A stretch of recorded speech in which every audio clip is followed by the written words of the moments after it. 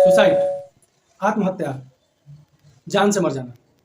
आज बात करेंगे इसी टॉपिक पे। बहुत सारे लोग ऐसे हैं जो थोड़ा सा तकलीफ़ को बर्दाश्त नहीं कर पाते हैं और उनके मन में तुरंत ख्याल आता है कि अब हम मर जाएँ, अब हम सुसाइड कर लें। दोस्तों, आप लोगों के साथ भी ऐसा होता होगा, हर किसी के जीवन में होता है। कुछ ऐसा क्षण आता है कि ऐसा मन करता है, कुछ डिसीजन ऐसा होता है जो ना चाहते हुए भी गलत उठाना पड़ता है। कभी भी अगर इस तरह का मन में ख्याल है, चाहे आप कितना भी तकलीफ में रहिए, कोई भी बात हो। आजकल तो देख रहे हैं कि छोटे छोटे बातों के लिए लोग फांसी पर लटक जा रहा है। ये सब जो है बुज़दिली है। आप क्या सोचते हैं, ऐसा हम कर लेंगे तो दुनिया से निजात पा जाएंगे? बिल्कुल नहीं, गलत सोचते हैं। आप क्या सोचते हैं कि हम ऐसा कर लेंगे तो हमारे चाहने वाले हमको लेके बहुत परेशान होंगे, बहुत तड़पेंगे? गलत सोचते हैं। अगर आप सोचते हैं कि नहीं, हमारे चाहने वाले हमारी दुनिया में नहीं रहने से बहुत दुखी रहेंगे, तो ये आपका सोचना गलत है, ये जान लीजिए। दरअसल ये टॉपिक मेरे माइंड में आया हमारे घर से कुछ दूरी पर कल की घटना है। एक 15 साल का बच्चा जो है वो आत्महत्या कर लिया, पंखा से लटक के मर गया।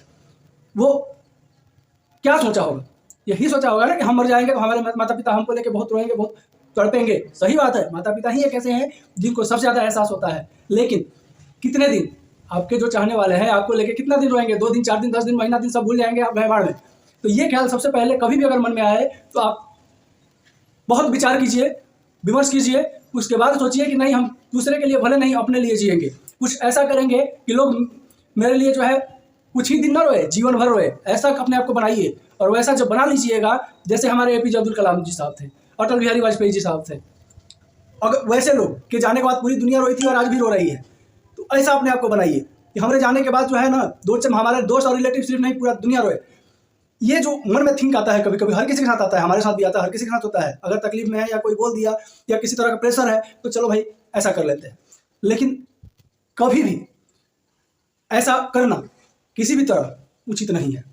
और ये चीज़ का समझ जो है, अगर सही समय पर आ जाए तो बहुत बढ़िया है, अगर देर हो गई तो देर हो गई, आप समझ सकते हैं। तो सबसे पहले जो है इस तरह का अगर मन में विचार आए तो आप जो है दूसरे को नहीं देखिए, सबसे पहले अपने माँ पिताजी को देखिए। हमारे माँ पिताजी हमको जन्म दिए, इतने बड़े किए हैं, कुछ आशा है उनका भी हमसे, कुछ उम्मीद है उनका भी हमसे।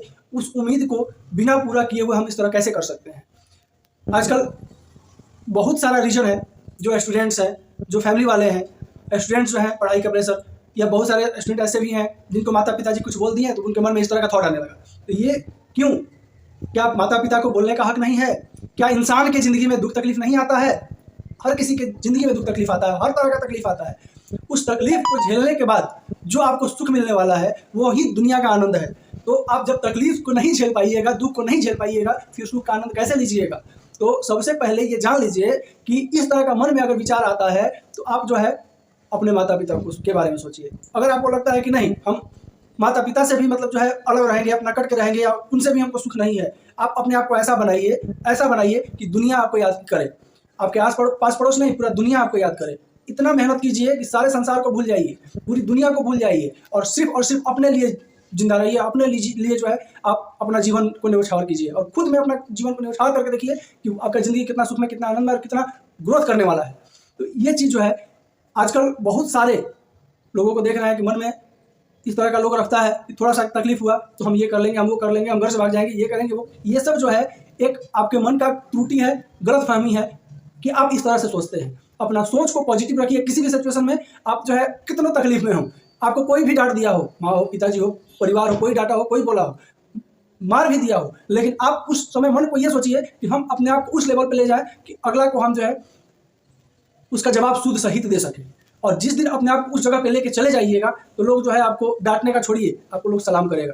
तो अपना रास्ता बनाइए एक सही और सटीक। जब भी मन में इस तरह का विचार आए तो आप जो है जब अपना रास्ता बनाना शुरू कर देंगे तो आपको खुद जो है अनुभव हो जाएगा कि नहीं, हमको धरती पे जीना है और बहुत कुछ करना है। और अगर ये मन में आ गया आपका तो फिर ये सब चीज़ें आपके मन से ऑटोमेटिकली निकल जाएगी, और जिस दिन निकल जाएगी आप सोच लीजिए कि आप सफल हो जाइएगा।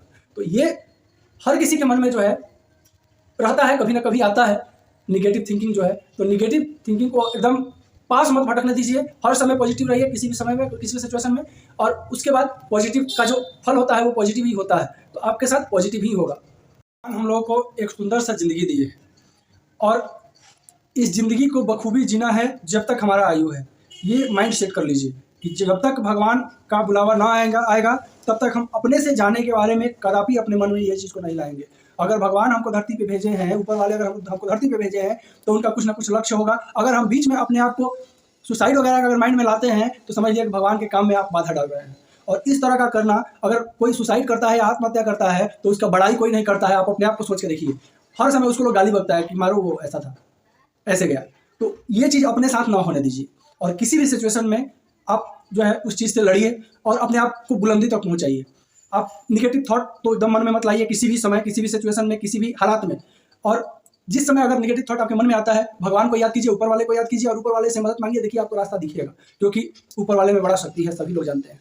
और जो माना है उसको जो है हर चीज़ मिला है। और मेहनत तो जरूरी है। मेहनत करने के बाद आपको जो है एक अलग मुकाम मिलेगा, एक अलग पहचान मिलेगा, और ये सब चीज़ें आपके मन में कदापि नहीं आएगी।